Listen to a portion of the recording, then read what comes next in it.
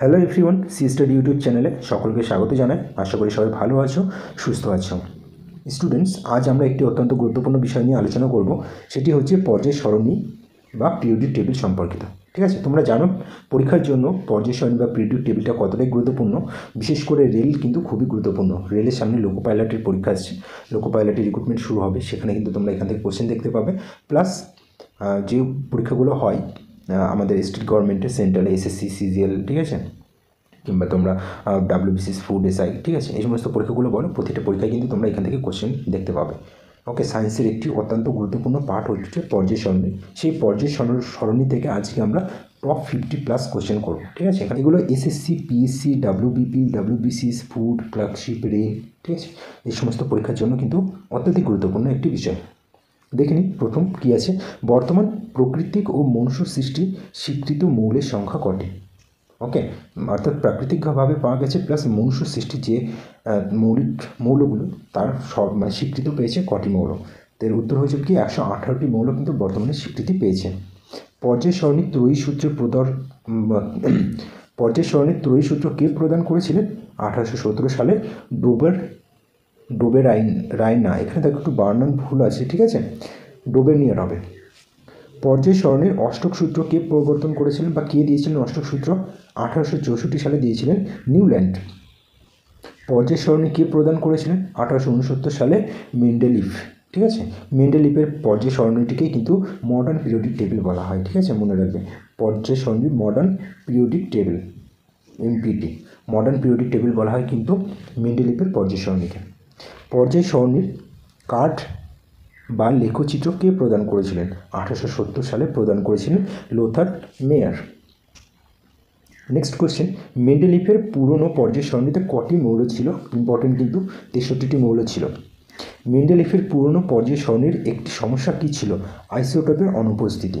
অর্থাৎ পুরনো যে পর্যায় সরণি ছিল তাতে আইসোটোপের উপস্থিত ছিল না। ওকে, মেন্ডেলিফের পুরনো পর্যায় সরণিতে এক বোরন কোনটি? অর্থাৎ এক বোরন বলতে কী বোঝে? এক বোরন বলতে স্ক্যান্ডিয়াম মৌলগুলিকে বলা হতো এক বোরন। ঠিক আছে, মেন্ডেলিফের পুরনো পর্যায় সরণিতে এক অ্যানোমিলিয়াম কোনটি? এক অ্যানোমিলিয়াম বলতে বোঝাতো গ্যালিয়ামকে। মেন্ডেলিফের পুরনো পর্যায় সরণিতে এক সিলিকন কোনটি? অর্থাৎ এক সিলিকন বলতে কী বোঝাতো? এক সিলিকন বলতে বোঝাতো জার্মেনিয়ামকে। নেক্সট, মেন্ডেলিফের পর্যায় সরণি কিসের উপরে বেশি গুরুত্ব দেওয়া হয়েছিল? অর্থাৎ কোন বিষয়ের উপরে ম্যাক্সিমাম গুরুত্ব দিয়ে পর্যায় সরণিটি তৈরি করা হয়েছিল? ভৌত ও রাসায়নিক ধর্মের উপর ভিত্তি করে। মেন্ডেলিফের পর্যায় সরণিতে কোন মৌলগুলির ব্যতিক্রম অবস্থা রয়েছে? অর্থাৎ যেগুলো অন্যদের থেকে আলাদা। কী কী আছে? Argon, potassium, cobalt, nickel, tellurium, iodine, thorium ও প্রোটিয়াম। ঠিক আছে, আধুনিক পর্যায় সূত্র অর্থাৎ পর্যায় সরণি সূত্র কে প্রদান করেছিলেন? মোজলে।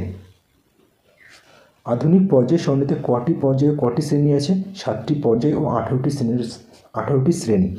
এই কোশ্চেনটা কিন্তু পরীক্ষায় অনেকবার এসছে। ঠিক আছে, অর্থাৎ মানে একেবারে কটি পর্যায়ে কটি শ্রেণী এইভাবেও এসছে, প্লাস কটি পর্যায় আছে কিংবা কটি শ্রেণী আছে, কিন্তু এই কোশ্চেনটা পরীক্ষায় অনেকবার এসছে। ঠিক আছে, আধুনিক পর্যায় সরণির রূপকার কাকে বলা হয়? আধুনিক পর্যায় সরণির রূপকার বলা হয় নিলস বোরকে। পর্যায় সরণির অসম্পূর্ণ পর্যায় কোনটি? অর্থাৎ যে পর্যায় সম্পূর্ণ নয় সেই পর্যায় হলো সপ্তম পর্যায়। খুবই ইম্পর্টেন্ট। পর্যায় সরণিতে অতি দীর্ঘ পর্যায় কাকে বলা হয়? ষষ্ঠ পর্যায়কে অতি দীর্ঘ পর্যায় বলা হয়। এগেইন এটাও ইম্পর্টেন্ট খুব। এস ব্লকের ব্যতিক্রম মৌলটির নাম কি? অর্থাৎ এস ব্লকে যে ব্যতিক্রম মৌল দেখা যায় তাকে কি বলা হয়? হাইড্রোজেন। অর্থাৎ যে মৌলটি দেখা যায় সেটি হলো হাইড্রোজেন। কোন মৌলের পারমাণবিক ব্যাসার্ধ সবচেয়ে বেশি হলো বেরিলিয়ামের পারমাণবিক ব্যাসার্ধ সবচেয়ে বেশি। কোন মৌলের পারমাণবিক ব্যাসার্ধ সবচেয়ে কম অর্থাৎ ছোট? কি? সোডিয়ামের পারমাণবিক ব্যাসার্ধ কিন্তু সবচেয়ে কম। কোন মৌলের জারণ ক্ষমতা বেশি? ফ্লোরিন পিরিয়ডিক টেবিলের এমন একটি মৌল যার জারণ ক্ষমতা পিরিয়ডিক টেবিলের অন্য মৌলগুলো থেকে কিন্তু তুলনামূলকভাবে অনেকটাই বেশি। পরমাণু ক্রমাঙ্ক বিশিষ্ট মৌলটি যে ব্লকে থাকে, অর্থাৎ পরমাণু ক্রমাঙ্ক আছে এমন মৌলগুলো কোন ব্লকে থাকে? পি ব্লকে। এছাড়া আরেকটা দেখতে পাই আমরা এস ব্লক। ওকে, ধর্মগুলির মধ্যে অর্থাৎ পর্যায় সরণির যে আছে অর্থাৎ পর্যায় সরণির যে মৌলগুলো আছে তার ধর্মগুলির মধ্যে কোনটি পর্যায় সরণির শ্রেণী বরাবর পরিবর্তিত হয় না? অর্থাৎ কোন মৌলগুলির কোন ধর্মটি পর্যায় সারণীর শ্রেণী বরাবর পরিবর্তিত হয় না? যোজক ইলেকট্রন, অর্থাৎ যোজক ইলেকট্রন কিন্তু শ্রেণী বরাবর পরিবর্তিত হয় না। ঠিক আছে। নিম্নলিখিত কোনগুলি বিরল গ্যাস বা নিষ্ক্রিয় মৌল? নিষ্ক্রিয় মৌল কোনটি? হিলিয়াম, নিয়ন, আর্গন, জেনন, রেডন, ক্রিপ্টন। ঠিক আছে, এগুলো প্রথমে আছে হিলিয়াম, তারপর নিয়ন, তারপরে আর্গন, ক্রিপ্টন, জেনন, রেডন। ওকে, নেক্সট, নিষ্ক্রিয় গ্যাসগুলিকে পর্যায় সারণী ও শ্রেণীতে রাখা বিক্ষেপ যুক্তি হলো, অর্থাৎ ও শ্রেণী মানে এখানে কিন্তু শূন্য শ্রেণী। ঠিক আছে, এটা কিন্তু শূন্য শ্রেণী, মনে রাখবে এটাকে শূন্য শ্রেণী বলে। তো শূন্য শ্রেণীতে রাখার যুক্তিগত বৈশিষ্ট্য কী, কি যুক্তি ছিল এর পিছনে যুক্তি হলো নিষ্ক্রিয় গ্যাসগুলির প্রতিটি বর্ণহীন, গন্ধহীন, তাই এগুলোকে একসাথে রাখা হয়েছিল। রাসায়নিকভাবে নিষ্ক্রিয় ও শূন্য যোজী পরিবর্তনশীল যোজ্যতা দেখা যায় কিসে?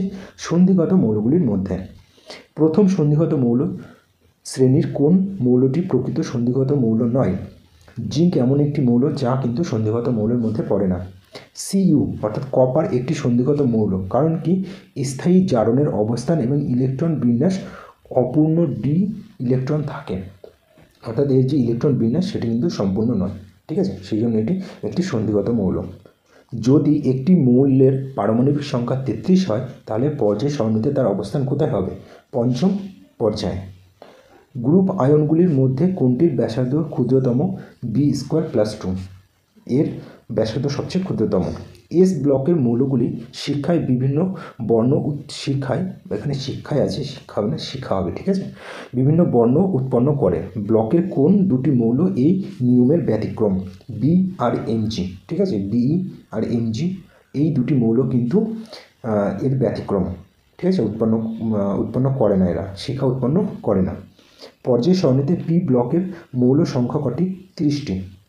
পর্যায় সারণীর ধাতু কল্প মৌলগুলিকে স্থান দেওয়া হয়েছে কোন স্থানে? পি ব্লকে স্থান দেওয়া হয়েছে ধাতু কল্পগুলি। ওকে, নেক্সট, প্রথম সন্ধিগত মৌলগুলি আধুনিক পর্যায় সারণীর কোন পর্যায়ে অবস্থিত? চতুর্থ পর্যায়ে। পর্যায় সমস্ত সন্ধি মৌল প্যারাম্যাগনেটিক, এর কারণ কি? অর্থাৎ সন্ধিগত সমস্ত মৌল প্যারাম্যাগনেটিক, এর কারণ কি ছিল? এদের ডি উপকক্ষ বিজোড় সংখ্যক ইলেকট্রন উপস্থিত থাকে। ঠিক আছে, নিউক্লিয় রিঅ্যাক্টরের জ্বালানি রূপে ব্যবহৃত হয় কি? ইউরেনিয়াম। নেক্সট, মৌলসমূহের ভৌত ও রাসায়নিক ধর্ম মৌলগুলোর পারমাণবিক গুরুত্ব বৃদ্ধির সঙ্গে সঙ্গে পর্যায়ক্রমে পুনরাবৃত্ত হয়। এই পর্যায় সূত্রটি কে প্রকাশ করেন? মেন্ডেলিভ দিয়েছিলেন এই পর্যায় সূত্র, খুবই কিন্তু ইম্পর্টেন্ট একটি বিষয়। রাসায়নিকভাবে সদৃশ্য প্রতি 3টি মৌল শ্রেণীর মাঝের মৌলটি পারমাণবিক গুরুত্ব মোটামুটিভাবে অপর দুটি মৌলের পারমাণবিক গুরুত্বের গড় হয়। ঠিক আছে, এই সূত্রটি কে প্রকাশ করেন? এই সূত্রটি প্রকাশ করেন হলো ডোবেরিয়ান। ঠিক আছে, তার মানে কি? মাঝখানের যে মৌলটি, সেই মৌলটি তার দুই পাশের মৌলের যে ভর, তার মৌলের ভর দুটির গড় ও তার গড় প্রায় সেম হয়। ঠিক আছে, কোনো একটি মৌল থেকে শুরু করে প্রতি অষ্টম মৌলটি ধর্মগতভাবে প্রথম মৌলের অনুরূপ। এই সূত্রটি কে প্রকাশ করেন? নিউল্যান্ড। অর্থাৎ কি? এখানে যদি একটা মৌল থাকে, এই মৌল থেকে 8তম মৌল, ঠিক আছে, অষ্টম মৌল, এই দুটি মৌল কি ধর্মগতভাবে প্রায় একই রকম। মৌলগুলির মধ্যে কোনটি ধাতুকল্প? ধাতুকল্প হলো আর্সেনিক। এছাড়াও আরেকটি ধাতুকল্প, সেটি হচ্ছে অ্যান্টিমনি, মনে রাখবে। ওকে, বোর সরণিতে মোট কটি শ্রেণী আছে? বোর সরণিতে মোট 18টি শ্রেণী আছে। আধুনিক পর্যায় সূত্র অনুসারে দ্বিতীয় পর্যায়ে কটি মৌল আছে? দ্বিতীয় পর্যায়ে 8টি মৌল আছে।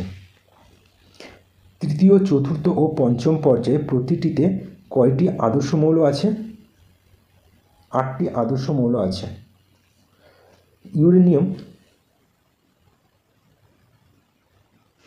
ইরিডিয়াম পর্যায় সারণীর কোন পর্যায়ের মৌল? ইরিডিয়াম 6ষ্ঠ পর্যায়ের মৌল। ওকে, পর্যায় সারণীতে আদর্শ মৌলের সংখ্যা কত? আদর্শ মৌল 40টি থাকে।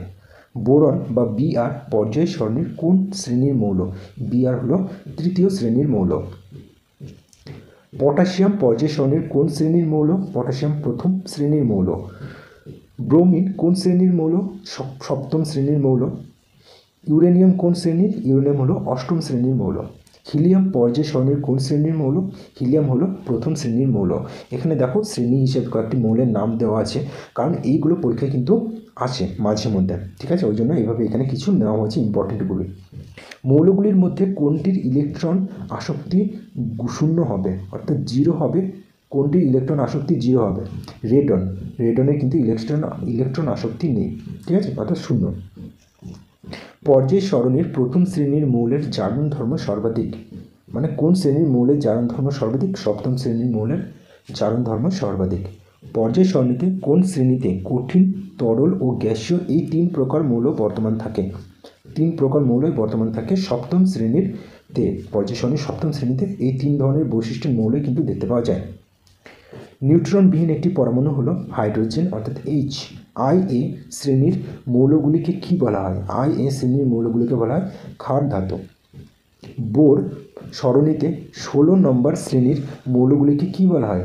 16 নম্বর শ্রেণীর মৌলগুলিকে বলা হয় চ্যালকোজেন মৌল। রেডিয়াম কোন শ্রেণীর মৌল? দ্বিতীয় শ্রেণীর। সোডিয়াম কোন শ্রেণীর মৌল? প্রথম শ্রেণীর। টাংস্টেন কোন শ্রেণীর মৌল? ষষ্ঠ শ্রেণীর মৌল। পরমাণুর, অর্থাৎ কোন পরমাণুর ইলেকট্রন আসক্তি কোনো বিষয়ের উপর নির্ভর করে? অর্থাৎ পরমাণুর ইলেকট্রন আসক্তি নির্ভর করে পরমাণুর আকারের উপর, ঠিক আছে? আধুনিক পর্যায়ে সূত্রের ধারণাটি কে দেন? আধুনিক পর্যায়ে সূত্রের ধারণা দিয়েছিলেন মোসলে। আধুনিক পর্যায়ে সূত্র দাঁড়িয়ে আছে কিসের উপর? খুবই ইম্পর্টেন্ট, কিন্তু পরীক্ষায় অনেকবার এসেছে এই কোশ্চেনটা, যে আধুনিক পর্যায়ে সরণির যে সূত্রটি সেটি দাঁড়িয়ে আছে কার উপরে? পারমাণবিক সংখ্যার উপরে। ওকে, আধুনিক পর্যায় সারণীতে মৌলগুলোর শ্রেণী বিভাগে যে সূত্রের উপর ভিত্তি করে গড়ে উঠেছে তা হলো ডি ব্রাগলি সূত্র। এর উপরে ভিত্তি করেই কিন্তু গড়ে উঠেছে। প্রথম সন্ধিগত মৌলগুলি আধুনিক পর্যায় সারণীতে কোন পর্যায়ে অবস্থিত? চতুর্থ পর্যায়ে। সন্ধিগত দুবার আছে, একটা কেটে নাও। নাইট্রোজেন যে পর্যায়ের মৌল? নাইট্রোজেন দ্বিতীয় পর্যায়ের মৌল। মেন্ডেলিভের পর্যায় সূত্রের গুরুত্ব দেওয়া হয়েছে কিসের উপর? পারমাণবিক গুরুত্বের উপর। ত্রয়ী সূত্রের প্রবক্তাকে? ডোবার্নিয়ার। এটা দেখবে এই কোশ্চেনটা রিপিট হয়েছে এখানে, ঠিক আছে? দীর্ঘ পর্যায় সারণী রচিত হয়েছে কিসের ভিত্তিতে? দীর্ঘ পর্যায় সারণী রচিত হয়েছে পরমাণুর ইলেকট্রন বিন্যাসের ভিত্তিতে, অর্থাৎ পরমাণুর ইলেকট্রন বিন্যাস এর উপর ভিত্তি করেই হচ্ছে দীর্ঘ পর্যায় সারণীটি কিন্তু রচিত হয়েছে। সবচেয়ে সক্রিয় ধাতু কোনটি? সবচেয়ে সক্রিয় ধাতু হলো CS। কোন দুটি শ্রেণীর উপশ্রেণী নেই? এমন দুটি শ্রেণী, সেটি হলো সপ্তম ও শূন্য শ্রেণী। এই দুটি শ্রেণী কিন্তু কোনো উপশ্রেণী নেই। প্রথম পর্যায়ে মাত্র 2টি মৌল জায়গা পেয়েছে। এই মৌল দুটি গ্যাসের, মানে এই দুটি গ্যাসীয়। প্রথম পর্যায়ে মাত্র 2টি মৌল জায়গা পেয়েছে, মৌল দুটি গ্যাসীয়। এই পর্যায়কে কি বলা হয়? এই পর্যায়কে বলা হয় অতি হ্রাস পর্যায়, অর্থাৎ ধীর পর্যায়, ঠিক আছে? মুদ্রা ধাতু কোন গ্রুপে অবস্থান করে? মুদ্রা ধাতু 1-এর B গ্রুপে অবস্থান করছে, ঠিক আছে? ক্ষার ধাতুগুলি পর্যায় সারণী যে গ্রুপে অবস্থিত? ক্ষার ধাতুগুলো গ্রুপ 1-এর A-তে অবস্থিত। ওকে, ল্যান্থানাইট ও অ্যাক্টিনাইট মৌলগুলি আধুনিক পর্যায় সারণীর কোন শ্রেণীতে অবস্থিত? ল্যান্থানাইট ও অ্যাক্টিনাইট পরীক্ষা কিন্তু কোশ্চেন আছে চতুর্থ শ্রেণীতে। CU, EG, AU মৌলগুলিকে কী মৌল বলা হয়? এই মৌলগুলিকে বলা হয় মুদ্রা ধাতু বা কয়েন মেটাল, ঠিক আছে? দ্বিতীয় পর্যায়ে মৌলগুলির মধ্যে ধাতু কোনটি? লিথিয়াম বা Li। প্রতিনিধি মৌল বলতে কী বোঝে? প্রতিনিধি মৌল বলতে SO2 ব্লকের মৌলগুলিকে কিন্তু বলা হয় প্রতিনিধি মৌল। দুটি মৌলের আদর্শ মৌলের নাম করো। একটি হচ্ছে Li, একটা হচ্ছে Na। ওকে, নেক্সট কোশ্চেন, কোন শ্রেণীর মৌলগুলি তেজস্ক্রিয়?